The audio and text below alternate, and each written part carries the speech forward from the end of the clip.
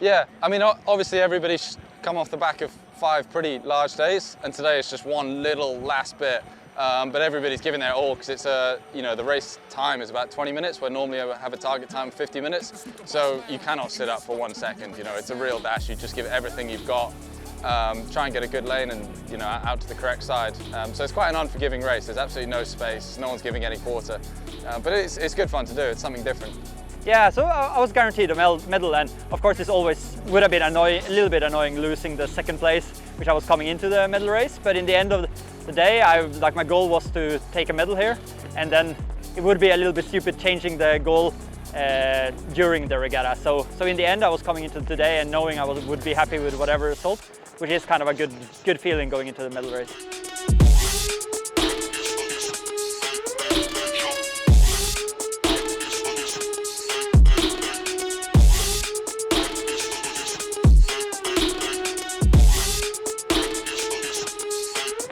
Going in, I was hoping to be fighting for the medals. I knew Mickey and Matthew had been almost unbeatable all season last year.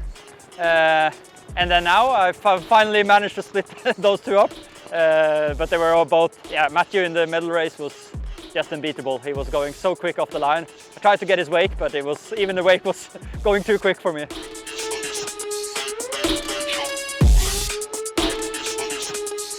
Yeah, it's always pretty surreal this soon after the race, but yeah, it was certainly, I got a few tingles there during the race, especially when I ran at the first top marking first, and yeah, I sort of figured that obviously couldn't go into cruise control, but that the job was almost half done then.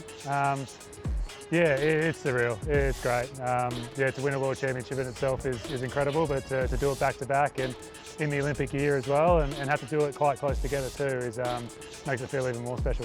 So I went around the women mark in 5th, coming down the first run. Managed to get just overlapped outside Herman, and I was thinking if I could break the overlap before the mark and get ahead of him, so I wouldn't have to give him room, that would be a pretty good outcome.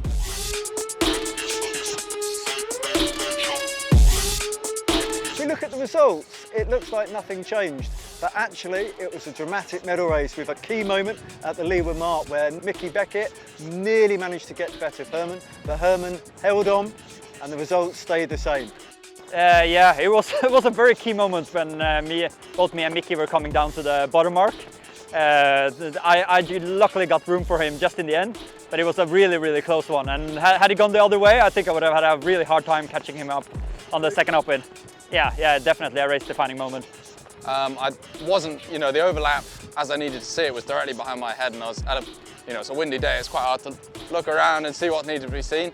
So I hailed protest, but I think the jury were in a good position to see it, and they gave it the green flag.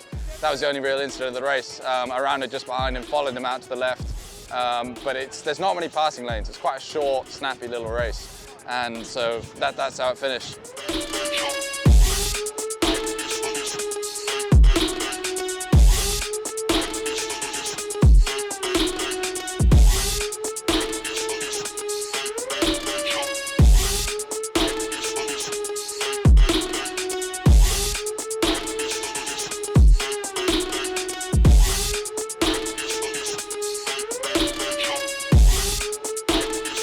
Well, Adelaide has been absolutely fantastic. The hospitality world class, and that is another World Championships done and dusted with an Australian world champion.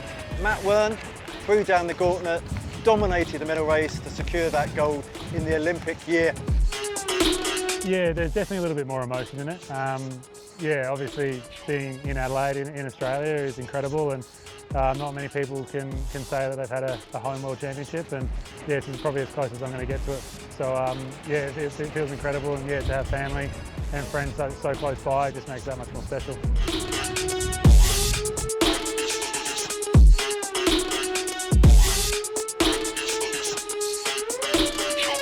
So it's Australia first, Norway second, GBR third, and once again it's the Olympic year, so these will undoubtedly be names to watch for the future. Thanks for joining us, and hopefully join us for the Masters Regatta, which kicks off next week.